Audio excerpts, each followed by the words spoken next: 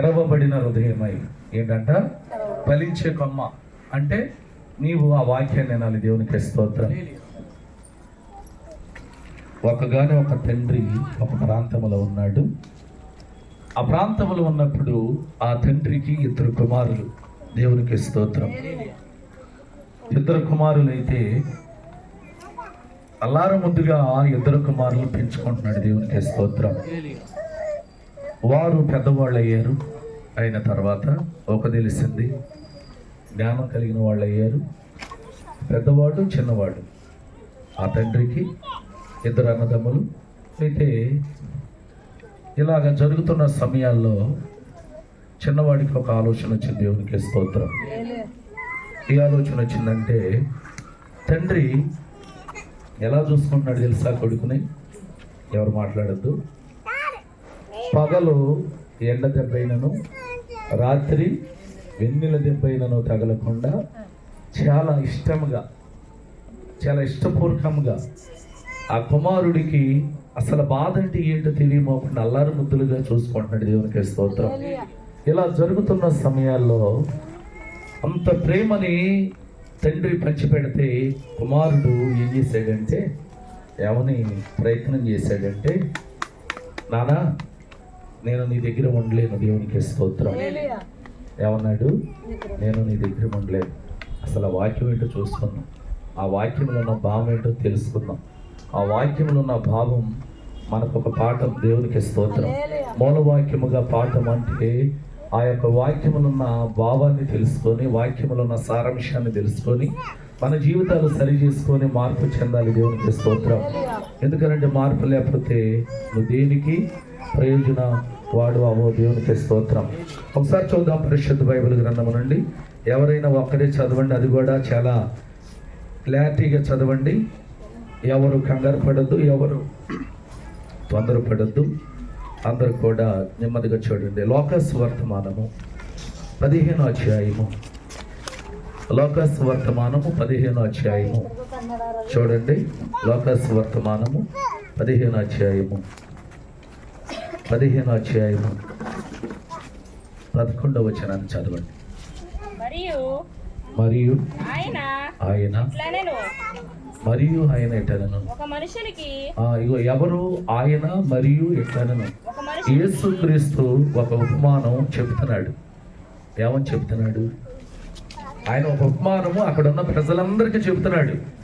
ఆ ప్రజలందరూ మనమై ఉన్నాము. ఆ ఉపమానం ఏంటో మనం తెలుసుకుందాం. ఉపమానం ఏంటో మనం విందాం. నజరేయుడైన యేసుక్రీస్తు మనతో మాట్లాడుతున్న మాట మనమందరం కూడా ఏం చేద్దాం? విందాం. యేసుక్రీస్తు డైరెక్టర్ గా వాక్య రూపిగా మన అందరితో మాట్లాడుతున్నాడా? ఒక మనుషునికి ఇద్దరు కుమారులు వారిలో చిన్నవాడు నాకు వచ్చు భాగమని తన తండ్రిని అడగగా ఏమన్నాడు? వాడిలో ఒక చిన్నవాడు తన తండ్రి ఆస్తిలో నాకు వచ్చే భాగాన్ని ఇమ్మని తన తండ్రిని అడగగా అతడు వారికి తన ఆస్తిని పంచిపెట్టాను. అంటే చిన్న కుమారుడు అడుగుతున్నాడు, పెద్ద కుమారుడు అడగల. ఏమని అడుగుతున్నాడంటే, నాన్నగారు నాకు వచ్చే నా ఆస్తిని నాకు ఇచ్చేసి నువ్వు పంచిపెట్టేదాకా నేను ఉండలేను. దేవునికి స్తోత్రం. ఇక్కడ కారణం మీకు చెప్తా. తండ్రి అతనికి బాధ ఏంటో తెలియమోకుండా పెంచుకుంటూ వస్తున్నాడు. అక్కడ ఏం జరుగుతుందో అసలు అతనికి ఏమీ తెలియదు. అలా తెలియమోకుండా అల్లారు ముద్దుగా పెంచుకుంటూ వస్తున్న ఆ యొక్క తండ్రి కుమారుడు అంటున్నాడు, అయ్యా నా ఆస్తి నాకు ఇచ్చేస్తే నా ఆస్తి తీసుకొని నేను బయటికి వెళ్ళిపోతా. దేవునికి స్తోత్రం అని బలవంతం చేశాడు. ఎవరిని? తండ్రిని. తండ్రి నాన్న అలా కాదు, అది మంచి విషయం కాదు, నా మాట వినరా అని అంటే, నీవు ఆస్తి ఇవ్వకపోతే నా ప్రాణం తీసుకుంటా. దేవునికి స్తోత్రం. తండ్రి అన్నాడు, ఆస్తి ఇవ్వకపోతే ప్రాణం తీసుకునేంత కాడికి నువ్వు చేసుకోవద్దు, నీ ఆస్తి నీకు పంచిపెట్టేస్తానని త్వరగా ఆస్తిని అతనికి వెళ్ళే భాగాన్ని పంచిపెట్టేసాడు. ఇద్దరు అన్నదమ్ములు కదండి. పెద్దవాడికి వెళ్ళేది పెద్దవాడికి, చిన్నవాడికి వెళ్ళేది చిన్నవాడికి. ఆ చిన్నవాడు ఆస్తిని పంచిపెట్టేసినప్పుడు ఆస్తి తీసుకొని అతను ఎక్కడికి వెళ్ళాడు? అతను ఏం చేశాడు? ఆ చదువు. కొన్ని కొన్ని దినములైన తర్వాత తరువాత ఆ. ఆ చిన్న కుమారుడు ఆ. సమస్తమును కూర్చుకొని ఆ. దూరదేశమునకు ప్రయాణమై ఆ. పోయి ఆ ఏం చేశాడంట? సమస్తమును ఇచ్చిన ఈ ఆస్తిని సమకూర్చుకొని, ఈ డబ్బును సమకూర్చుకొని ఎక్కడికి వెళ్ళిపోయాడంట? దూరం దేశం వెళ్ళిపోయాడంట. ఇక్కడ ఉండలేకపోతున్నాడు, తండ్రి దగ్గర, అన్నగారి దగ్గర ఉండలేకపోతున్నాడు, తన ఇంట్లో పనివారి దగ్గర ఉండలేకపోతున్నాడు. బయలుదేరి ఆస్తిని సమకూర్చుకొని చక్కబెట్టుకొని ఆ డబ్బుని ఒక మొత్తం సమకూర్చుకొని బయలుదేరి ఆ అమౌంట్ని తీసుకొని ఎక్కడికి వెళ్ళిపోయాడంట? దూరం దేశం వెళ్ళిపోయాడంట. దేవునికి స్తోత్రం. అంటే అతనికి ఎలా ఉందంటే, ఇక్కడ ఎక్కడ నేను ఉన్నా నేను ఉండలేను, నా దగ్గర డబ్బు ఉంది కాబట్టి, ధనం ఉంది కాబట్టి, ఈ ధనాన్ని ఈ డబ్బును తీసుకొని నేను ఏ ప్రాంతానికి వెళ్ళాలి? దూరం దేశం, ఒక ఊరు కాదు, ఒక దేశానికి వెళ్ళిపోయాడు. దేవునికి స్తోత్రం. చదవమ్మ. అచ్చట ఆ. తన ఆస్తిని ఆ. దుర్వ్యాపారము వలన ఆ. పాడు చేసెను. ఏంటది?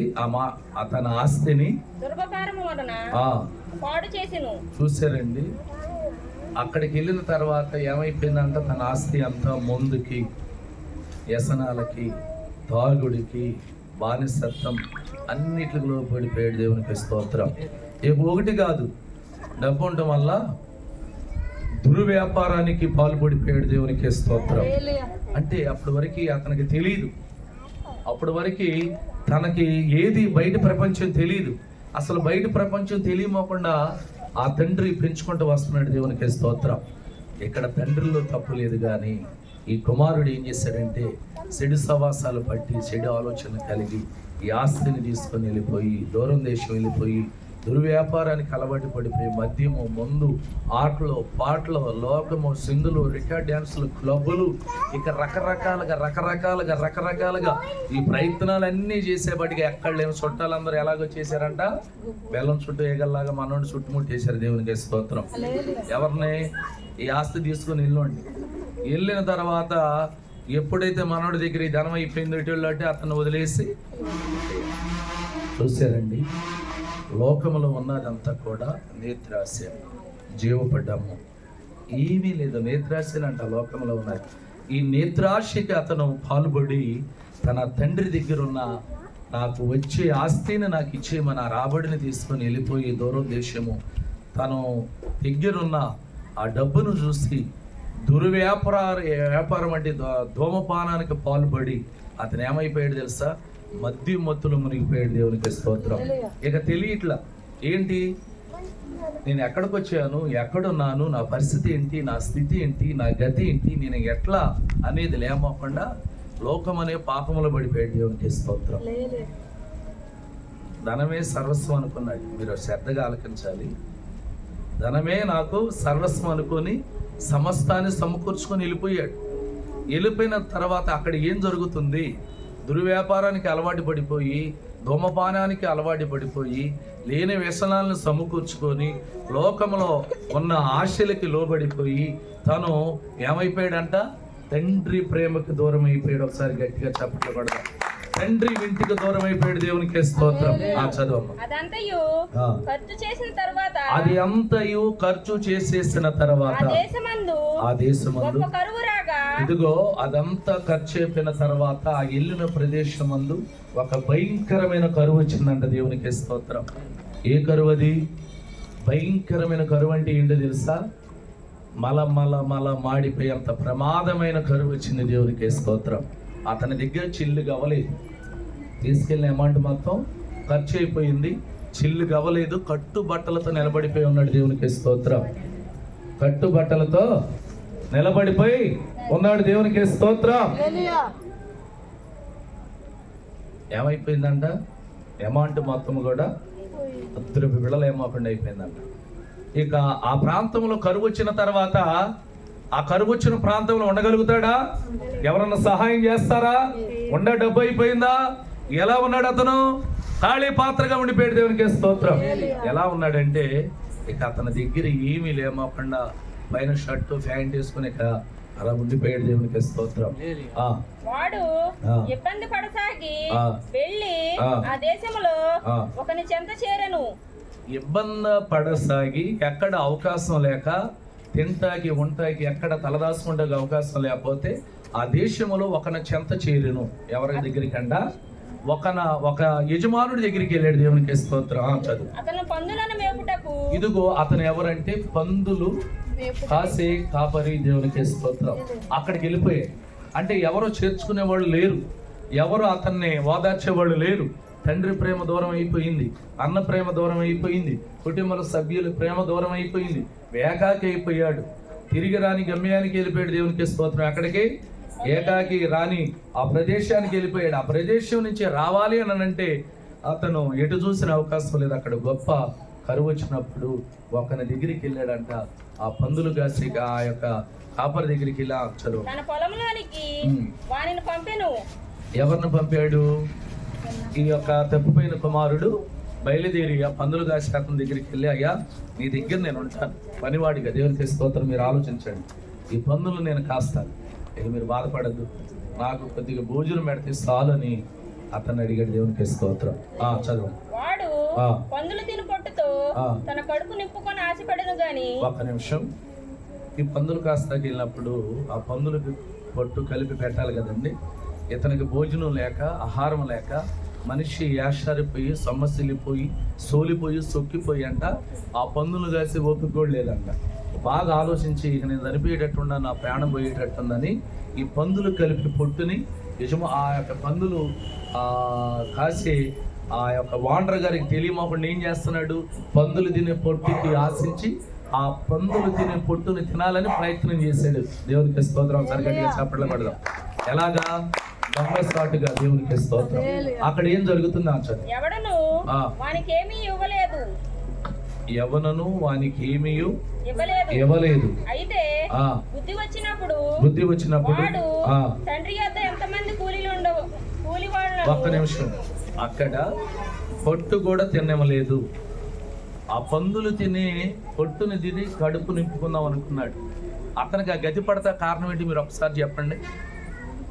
ఒకసారి నా వైపు చూడండి. మీరు అందరూ ఒకసారి నా వైపు చూడండి. నేను పిల్లల్ని మిమ్మల్ని దగ్గర పెట్టుకోమని చెప్పాను. బళ్ళు తిరుగుతున్నాయి రోడ్డు అమ్మండి. మీరు నా మాట ఎంత మాత్రం కూడా వినట్లేదు. మీరు పిల్లల్ని దగ్గర పెట్టుకోండి అని చాలా క్లారిటీగా చెబుతున్నా. మీరు అర్థం చేసుకోవాలి. చిన్నపిల్లలు వాళ్ళకి తెలియదు. ఇప్పుడు చెప్తున్నా, బళ్ళు వెళ్తున్నాయి. మీరు ఆలోచించాలి కదా. దేవుని వాక్యం ఇది. పిల్లల్ని కూర్చోబెట్టండి.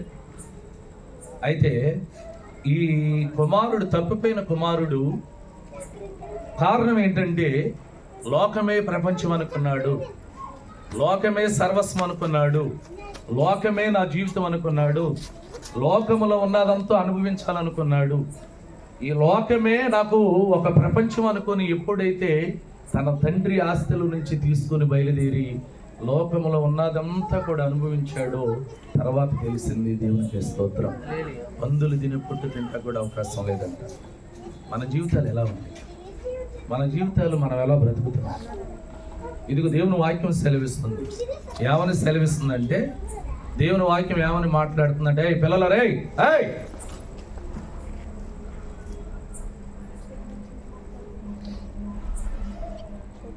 మాట్లాడద్దు. దేవుని వాక్యం ఏమని సెలవిస్తుందంటే, లోకంలో ఉన్నదంతా కూడా నేత్రాశ, జీవపు డమ్మము. అది ఎలా ఉండిద్దంటే మనల్ని తీసుకెళ్ళి వెరవేసి, గురివేసి, వలవేసి మనల్ని తీసుకెళ్లి పాపంలో పడదోసిద్దండి. దేవునికి స్తోత్రం. దేవుని వాక్యం సెలవిస్తుంది. నువ్వు ఎలా ఉన్నావు? తండ్రి దగ్గర ఉన్నంత చేపు నీకు ఏ ఒక్క బాధ లేదు. తండ్రి దగ్గర ఉన్నప్పుడు నీకు అంతా సమృద్ధిగా ఇచ్చాడు. తండ్రి దగ్గర ఉన్నప్పుడు నీకు ఏ కొదవ లేదు. తండ్రి దగ్గర ఉన్నప్పుడు నీకు ఏం జరుగుతుందో కూడా తెలియదు. అంటే నీకు తెలియమోకుండా తండ్రి తను పెంచుకుంటూ వచ్చాడు. దేవునికి స్తోత్రం. దేవునికి స్తోత్రం. గట్టిగా చప్పట్లు కొడదాం. దేవుని వాక్యం సెలవిస్తుంది. అందుకని ఒక ఆయన పాట రాశాడు. మార్పు చెందవా, నువ్వు మార్పు చెందవా, నీ బ్రతుకు మార్చుకోవా, నీ బ్రతుకు మార్చుకోవా, అనుకూల సమయం ఇది నని విరిగి మారు మనసు నీవు పొందవా, మారు మనసు నీవు పొందవా. ఎన్నాళ్ళు నీవు జీవించ ఏముంది ఈ లోకములో. హల్లెలూయా. ఎన్నాళ్ళు నువ్వు జీవించిన ఈ లోకంలో ఏముంది? ఏమైపోయింది అతని పరిస్థితి తెలుసా? డబ్బే నాకు సర్వస్వం అనుకున్న వ్యక్తి సమస్తం అయిపోయిన తర్వాత వెనుదిరిగి చూసుకుంటే అంత అయిపోయింది. దేవునికి స్తోత్రం. ఒక సామెత ఉంది కదా, ఏంటది సామెత? చేతులు కాలిన తర్వాత ఆకులు పట్టుకున్న ప్రయోజనం లేదు. చేతులు కాలిపోయిన శాంతం, ఆకులు పట్టుకున్న ప్రయోజనం ఉందా? లేదు. ఈ కుమారుడు ఏం చేశాడంటే లోకములో ఉన్నదంతా కూడా నేను పొందుకోవాలని వెళ్ళాడు. అదంతా చూసిన తర్వాత ఇదంతా వ్యర్థం అనుకున్నాడు. దేవునికి స్తోత్రం. ఎవరు ఓదార్చేవాళ్ళు ఉన్నారు? దూరదేశం, అసలు ఏమీ లేదు. ఇక కట్టుబట్టలతో ఉండిపోయాడు. అంత అయిపోయింది. అందరూ విడిచిపెట్టేశారు. స్నేహితులు, బంధువులు ఎవరు కూడా అతని దరిదాపులకు రానివ్వలేదు. లాస్ట్కి తన జీవితం ఎలాగైపోయిందంటే పందులు తిని పొట్టు తిని బ్రతకాలనుకున్నాడు. అది కూడా తింటానికి అవకాశం లేదు.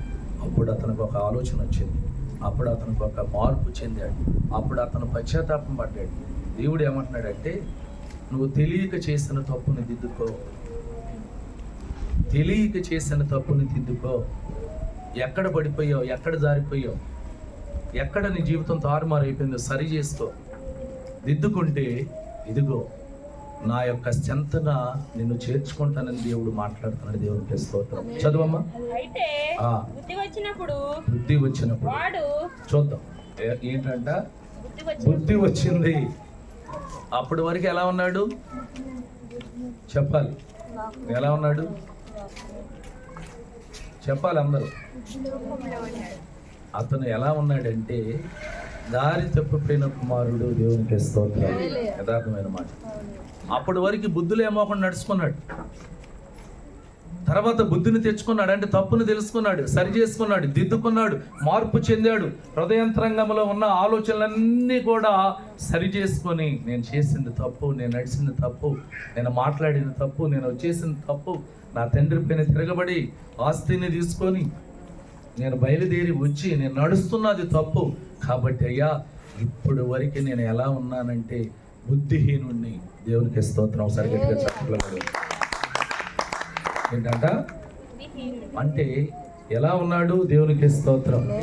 బుద్ధి తెచ్చుకున్నట్టే మార్పు చెందిన కుమారుడిగా బయలుదేరి ఆలోచన కలుగుతుంది. నా తండ్రి అతను ఆలోచిస్తున్నాడు. ఏమనంటే ఇక ఆలోచించి నాకు ఎటు చూసినా మరణమే తప్ప శరణం లేదు అని ఆలోచించి ఇప్పుడు ఎక్కడికి వచ్చింది అతని ఆలోచన? తండ్రి ఎక్కడి నుంచి అయితే వచ్చేసాడో, ఎక్కడి నుంచి అయితే తండ్రి మీద గొడవ పెట్టుకున్నాడో, ఎక్కడైతే తండ్రికి వ్యతిరేకంగా నడిచాడో, మరలా అతని ఆలోచన ఎక్కడికి వెళ్ళిందంట? ఎప్పుడు బుద్ధి వచ్చినప్పుడు. దేవునికి స్తోత్రం.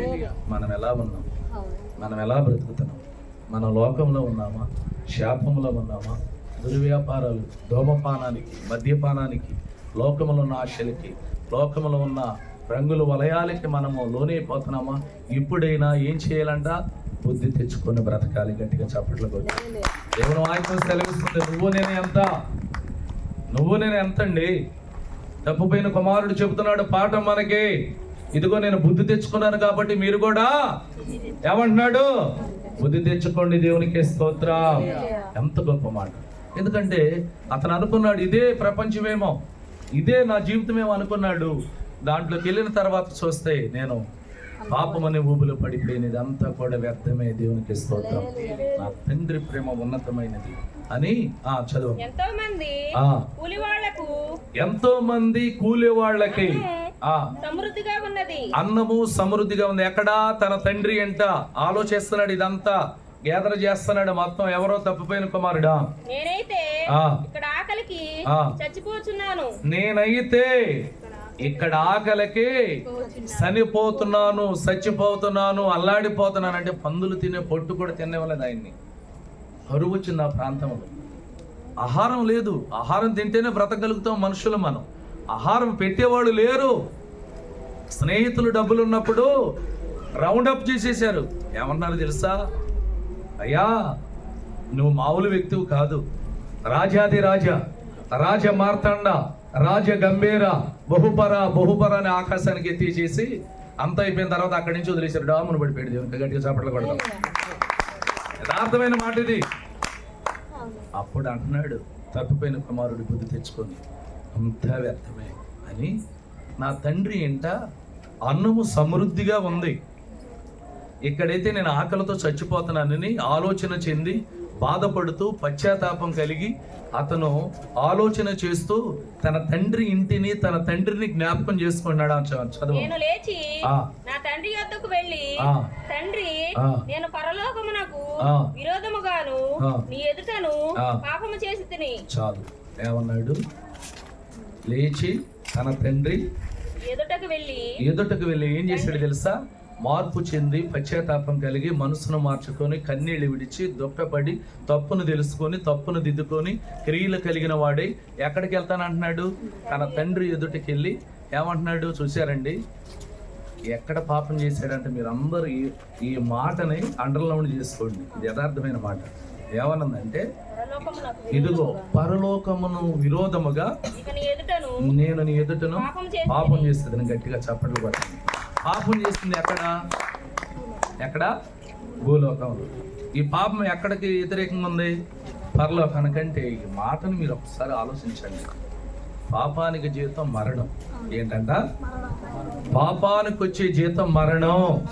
కాబట్టి అతను అంటున్నాడు, తప్పిపోయిన కుమారుడు తప్పును తెలుసుకొని, అయ్యా నేను చేసిన తప్పు పరలోకానికి వ్యతిరేకంగా ఉంది, దేవునికి స్తోత్రం అని అతను తనలో ఉన్న బాధ అంతా జ్ఞాపకం చేసుకుంటూ, నేను తప్పు చేశానయ్యా, నన్ను క్షమించయ్యా, నన్ను మన్నించయ్యా, ఈ పొరపాటు మరలా చేయనయ్యా, ఇదిగో నాయనా నేను తెలియక చేసిన ఈ తప్పును మన్నించు, మరలా ఈ పొరపాటు చేయనని పశ్చాత్తాపం కలిగి ప్రార్థన చేసుకొని హృదయము బద్దలైపోయి కన్నీళ్లు విడుస్తూ దుఃఖిస్తూ ప్రార్థన చేసుకుంటూ, ఇదిగో నేను పరలోకానికి వ్యతిరేకంగా పాపాన్ని చేశానని తన పాపాన్ని ఎక్కడ ఒప్పుకుంటున్నాడు? దేవుని ఎదుట ఒప్పుకుంటున్నాడు. దేవునికి స్తోత్రం. చదువు. ఇక మీదట నీ కుమారుడనని అనిపించుటకు యోగ్యుడను కాను. చాలు. ఒకసారి గట్టిగా చదువు. ఇక మీదట నేను నీ కుమారుడు అనిపించుటకు యోగ్యుడు కాదు, ఎన్నిక లేని వాడిని ఒప్పుకున్నాడని. అన్ని ఏం చేస్తున్నాడంట? ఈ మొత్తం ఒప్పుకుంటుంటే ఎవరు చూస్తున్నారు? తండ్రి అయిన దేవుడు చూస్తున్నాడు. ఇతని హృదయాన్ని పరిశోధన చేస్తున్నాడు. ఇతను హృదయంలో ఉన్న పాపం అంతా పశ్చాత్తాపంతో మరి ఆయన పశ్చాత్తాపం కలిగి కన్నీళ్లు విడిచి ఎప్పుడైతే ప్రార్థన చేస్తున్నాడో ఈ ప్రార్థన అంతా ఎక్కడికి వెళ్తుందంట? పరలోకానికి చేరుకుంటుంది. దేవునికి స్తోత్రం. నన్ను నీ కూలివానిలో ఒకనిగా పెట్టుకోమని ఏమంటున్నాడు? అయ్యా నీ ఇంట అనేకమైన కూలివారు పనివారు ఉన్నారు కాబట్టి వారిలో ఒక పనివాడిగా. మీకు అర్థమవుతుందా? వాక్యం అర్థం చేసుకోండి. ఇక కుమారుడిగా కాదు, తప్పుపోయిన కుమారుడిగా నీ దగ్గరికి నేను వస్తున్నా బుద్ధి తెచ్చుకొని. ఇక నీ కుమారుడిగా పిలిపించుటకు నేను యోగ్యుడి కాదు, అర్హత లేని వాడిని, అర్హుడిని కానివాడిని. కాబట్టి నీ పనివారిలో ఒక పనివాడిగా నేను నీ యొక్క ఇంటిలో పని చేస్తాను. దేవునికి స్తోత్రం. గట్టిగా చప్పట్లు కొడదాం. ఎంత మార్పు, ఎంత ఆశీర్వాదం. దేవునికి స్తోత్రం. ఈ జీవితం విలువైనది, నరులారా రండని సెలవైనది. ఈ జీవితం విలువైనది, నరులారా రండని సెలవైనది, దేవుని సెలవైనది. హల్లెలూయా. చూశారండి, మన జీవితం విలువైనదంట. కాబట్టి యావని ఆ యొక్క పాటలో ఉన్న అర్థం ఏంటంటే, పాపులకు చోటు లేదు పరలోకమునందు, అందుకే మార్పు చెందు మరణానికి ముందు. పాపులకు చోటు లేదు పరలోకమునందు, అందుకే మార్పు చెందు మరణానికి ముందు. హల్లెలూయా. చాలు. అంటే దేవుని వాక్యం సెలవిస్తుంది, పాపులకి చోటు లేదు, అందుకే నువ్వు ఎప్పుడు మార్పు చెందాలి? చనిపోక ముందలే అతను మార్పు చెందాడు. ఎవరో తప్పిపోయిన కుమారుడు బుద్ధిని తెచ్చుకున్నాడు. మనం ఎక్కడ పడిపోయాం? ఎక్కడున్నాం? ఎక్కడ జారిపోయాం? లోకం శాశ్వతం కాదు. లోకము మనకు అనుకూలం కాదు.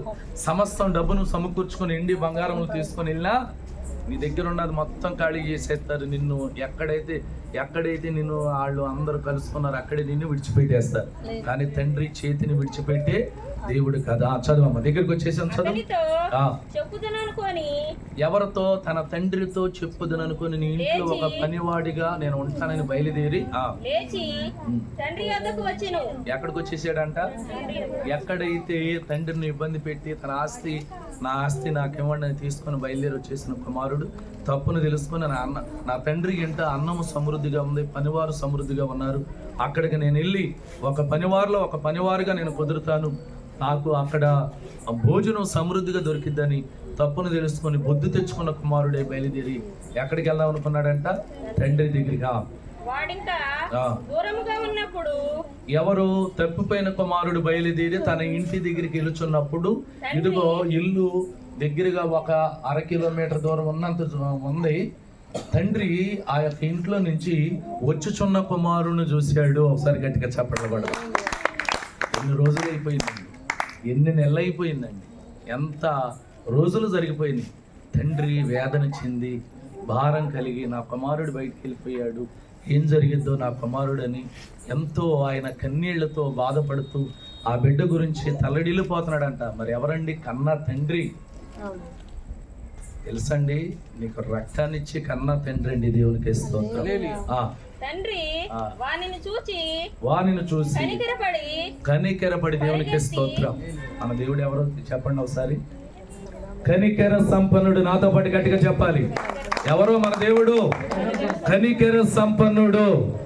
అలా కుమారుని చూడంగానే కనికెరపడి, ఏయ్ ఎందుకు వచ్చావు నా ఇంటికి, ఎవరమ్మన్నా నిన్ను అని అల్లా తండ్రి. అలా చూడంగానే తప్పిపోయిన కుమారుడు తప్పు తెలుసుకొని వస్తుంటే అలా చూసి కన్నీరు మున్నీరుగా. చదవమ్మా. పరిగెత్తి. ఎవరు పరిగెత్తారు? తండ్రి, కుమారుడు కాదు. ఎంత ప్రేమ అండి మన దేవుడికి. దేవునికి స్తోత్రం. వాని మెడ మీద పడి ముద్దు పెట్టుకొనెను. ఒక్కొక్కసారి గట్టిగా చప్పట్లు కొడతాం.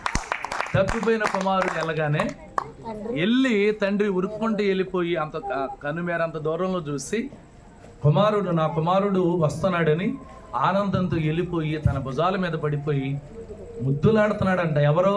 తండ్రి కొడుకుని. దేవునికి స్తోత్రం. ఎంత గొప్ప ఆశీర్వాదం అండి, ఎంత గొప్ప దీవెనండి. చదువు. అప్పుడు ఆ కుమారుడు అతనితో, తండ్రి, నేను పరలోకమునకు విరోధముగాను నీ ఎదుటకు పాపము చేసి తిని. చాలు. తప్పును ఒప్పుకున్నాడు, ఒప్పుకోలేదా? ఎప్పుడైతే తండ్రి తన భుజాల మీద పడి ముద్దాడాడో కొడుకు చెప్తున్నాడు, అయ్యా నన్ను క్షమించు, మరలా ఈ పొరపాటు నేను చేయను, నేను చేసింది చాలా తప్పు, చాలా పొరపాటు చేశాను. ఎలా చేశాను పొరపాటు? పరలోకానికి. అందుకిందాక మనం పాడాం కదా, పాపులకి పరలోకములో చోటు లేదు కాబట్టి అందుకే నువ్వు మరణానికి ముందు మార్పు చెందు. ఎంత గొప్ప ఆశీర్వాదం అండి. దేవునికి స్తోత్రం.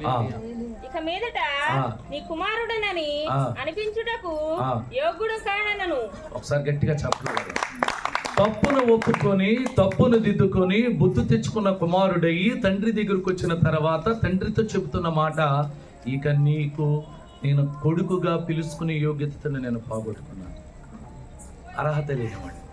ఇక నువ్వు నన్ను కుమారుడని పిలుస్తాకి, నిన్ను నేను తండ్రి అని పిలుస్తాకి అర్హత లేనివాడని ఎంత పశ్చాత్తాపం కలిగి, ఎంత వేదన చెంది, ఎంత మారు మనసు పొందుకొని, ఎంత మరి అతను తండ్రి ఎదుట ఒప్పుకుంటున్నాడో మనం ఒకసారి ఆలోచించాలి. మన జీవితాల్లో ఏం జరుగుతుంది యథార్థమైన మాట. ఎప్పుడైతే ఆ మాట అన్నాడు, ఏమంటున్నాడు తండ్రి? అయితే తండ్రి తన దాసులను చూచి, ఇదిగో అయితే తన తండ్రి తన దాసులను చూసి ప్రశస్త వస్త్రము త్వరగా తెచ్చి, ప్రశస్త వస్త్రము త్వరగా తీసుకొచ్చి కట్టి వీని చేతికి ఉంగరము పెట్టి పాదములకు చెప్పులు తొడిగించుడి. ఒకసారి గట్టిగా చెప్పబడ. ప్రశస్త వస్త్రాన్ని తీసుకొచ్చి ఉంగరాన్ని తొడిగించి కాళ్ళకు జోళ్ళు చెప్పులు తొడిగించా. కొవ్విన పశువును తెచ్చి వధించుడి. ఒకసారి గట్టిగా చెప్పబడ. కారణం ఏంటో తెలుసా? ఇక ఇతన పాపానికి ఎవరు బలైపోయారు? అక్కడ తండ్రి అయిన దేవుడు నజరేయుడైన యేసుక్రీస్తు. పశువుని ఏమన్నాడు? పశువుని తెచ్చి వధించుడి. దేవునికి స్తోత్రం. గట్టిగా చప్పట్లు కొట్టాలి. పశువును వధించి మనము తిని ఆ. సంతోషపడదుము. ఓకే, గట్టిగా చప్పట్లు కొట్టాలి. మనమందరం కూడా భుజించి సంతోషపడదుము. చూసారండి, ఒకటి వధించాడంట. దేవునికి స్తోత్రం. మనము మార్పు చెందాలి, మన జీవితాల్లో మార్పు రావాలి. ఇదిగో మనమందరం కూడా దేవుడి సన్నిధిలో మన పాపాలని ఒప్పుకోవాలి. ఒప్పుకున్నాడు తప్పిపోయిన కుమారుడు. గర్వించలా, చేసిన తప్పును తెలుసుకున్నప్పుడే తనకి దేవుడి దగ్గర నుంచి ఎమోషన్ వచ్చింది. ఇక్కడ పశ్చాత్తాపం కలిగి నేను పరలోకానికి విరోధంగా పాపం చేశాను, తండ్రి దగ్గరికి వచ్చిన తర్వాత నేను మరలా అదే అంటున్నాడు, పరలోకానికి విరోధముగా పాపం చేశాను. అంటే పరలోకంలో ప్రవేశం ఉండదు, ఆయన రాజ్యంలో వారసురాలుగా ఉండలేము. కాబట్టి ఇక్కడ అతను ఏమంటున్నాడంటే, తప్పును తెలుసుకొని నీ కుమారుడని పిలుచుటకు కూడా నేను యోగ్యుణ్ణి కాను. ఎంత గొప్ప మాట అండి. అప్పుడు తండ్రి చెంతను చేర్చుకొని, నువ్వు తప్పు తెలుసుకున్నావు కాబట్టి నీ పాపాలన్నీ కూడా ఏమైపోయినాయి, క్షమించబడింది. దేవునికి స్తోత్రం. మనం ఒప్పుకోవాలి. యథార్థమైన మాట. చదువమ్మా, ఇంకేమన్నా ఈయన చదువు. కుమారుడు చనిపోయి ఆ. మరలా బ్రతికిను. ఒకసారి గట్టిగా చప్పట్లు కొట్టండి. ఈయన కుమారుడు చనిపోయి మరలా బ్రతికిను. మరలా బ్రతికిన. ఎంత గొప్ప మాట తండ్రి మాట్లాడుతున్నాడు. ఆ జీవితం అంతా ఏ జీవితం అంటే అది భయంకరమైన ప్రమాదకరమైన జీవితం అంటే ఏది, తప్పిపోయి వెళ్ళిపోయిన జీవితం. ఇక ఆ జీవితంలో నువ్వు ఏమైపోయావు, చనిపోయి మరలా బ్రతికి. దానికి అర్థం ఏంటి తెలుసా, మారు మనసు. గట్టిగా చప్పట్లు కొట్టు. ఏంటి, తప్పు తెలుసుకున్నాడు, చనిపోయి మరలా బ్రతికాడు. గోధుమ గింజ నేలన రాలి ఎలా చనిపోయి మరలా బ్రతికిద్దో, తను పాపాన్ని విడిచిపెట్టి, శాపాన్ని విడిచిపెట్టి, ఆ పాపములో పాతి పెట్టబడి అది మొత్తము కూడా విడిచిపెట్టి చనిపోయి మరలా బ్రతికాడు నా కుమారుడని తండ్రి అని దేవుడు సాక్ష్యం ఇస్తున్నాడు. దేవునికి స్తోత్రం. చదువు. తప్పిపోయి ఆ. దొరికినని చెప్పాను. తప్పిపోయిన కుమారుడు మరలా నాకు దొరికెను. దేవుడు అంటున్నాడు, ఏమని మాట్లాడుతున్నాడంటే, 100 గొర్రెలు అన్నీ వెళ్తున్నాయి, ఒక గొర్రె తప్పిపోయింది. ఆ తప్పిపోయిన గొర్రెని తీసుకొచ్చి ఆ మందలో కలిపితే అతను అంటున్నాడు, ఎంతో ఆనందపడుతున్నాడు. ఇదిగో ఏ యొక్క ఆత్మ నశించిపోతున్న ఆత్మ కొరకు దేవుడు వచ్చాడు. నశించిపోతున్న ఆత్మను వెతికి రక్షించుటకు వచ్చాడు. నజరేయుడైన యేసుక్రీస్తు. దేవునికి స్తోత్రం. చాలు. దేవుని వాక్యంలో ఉన్న మూలపాఠం ఏంటంటే, మనం ఇప్పుడు లోకంలో ఉన్నామేమో, లోక తలంపుల్లో ఉన్నామేమో, లోక మాలిన్యంలో ఉన్నామేమో. కాదు, అది ఏది శాశ్వతం కాదు. అదంతా మాయ. ఏంటంట, అదంతా కూడా ఈ లోకం మాయరా, గతించే ఛాయరా. ఈ లోకం మాయరా, గతించే ఛాయరా. పరలోకమే శరణమురా, ప్రభునామమే శరణమురా. హల్లెలూయా. లోకమంతా మాయ కాబట్టి ఆ మాయలో నుంచి మనం బయటికి రావాలి. ఇదిగోండి, మీకు తెలుసా, తండ్రి దగ్గర ఉన్న చేపు ఆ కుమారుడికి బాధ ఏంటో తెలియలే, ఇబ్బంది ఏంటో తెలియలే, మరి ఏ ఒక్క కష్టం ఏంటో తెలియమోకుండా పెంచుకున్నాడు. కాదు, ఈ ప్రేమ వ్యర్థమైనది, లోకములో ఉన్న ప్రేమ కావాలని వెళ్ళాడు. లోకములో ప్రేమను చూసినప్పుడు ఏకాకైపోయాడు. లోకములో ఉన్న ప్రేమ ప్రాణం పోయే కాడికి వచ్చింది. లోకములో ఉన్న ప్రేమ మరణంచుల్లో ఉండిపోయాడు. లోకములో ఉన్న ప్రేమ ఏమైపోయింది చూసారండి, దూరం అయిపోయాడు. దేవునికి స్తోత్రం. తండ్రి ప్రేమ శాశ్వతమైన ప్రేమ. ఒకసారి గట్టిగా చప్పట్లు కొడదాం. తండ్రి ప్రేమ వెనకట్టలేని ప్రేమ. తండ్రి ప్రేమ నిత్య జీవం కలిగిన ప్రేమ. తండ్రి ప్రేమ సకలాశీర్వాదాలకి ఇదిగో కారణభూతుడైన దేవుని ప్రేమ. దేవునికి స్తోత్రం. ఆ ప్రేమని రుచి చూచి తెలుసుకున్నవాడు మరలా తప్పు చేయడు. దేవుని వాక్యం సెలవిస్తుంది, పరలోకానికి విరోధముగా నేను పాపం చేస్తూ ఉన్నాను, ఆ తప్పును తెలుసుకున్నాను అన్నప్పుడు అక్కడ ఏం చేశాడంట, ఒక పశువును వధించాడు. ఆ పశువు ఎవరో తెలిసింది, ఎవరో దేవుడు. దేవునికి స్తోత్రం. ఎన్నిసార్లు మనం ఆయన బలి చేస్తాం, ఎన్నిసార్లు మన పాపాల గురించి ఆయన ప్రాణం చేస్తాం, ఎన్నిసార్లు మన పాపం గురించి ఆయన బలి చేయాలి. కాబట్టి తప్పును తెలుసుకుందాం, తప్పును దిద్దుకుందాం.